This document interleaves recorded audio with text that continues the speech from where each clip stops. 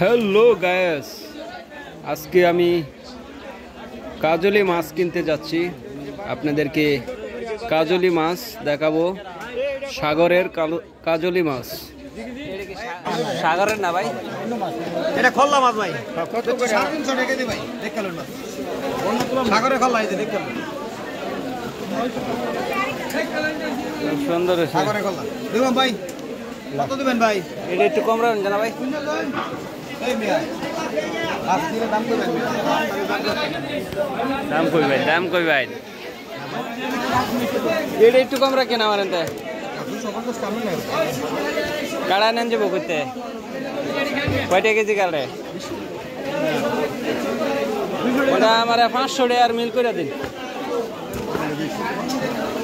সাগরের তো নাকি? হ্যাঁ সাগর।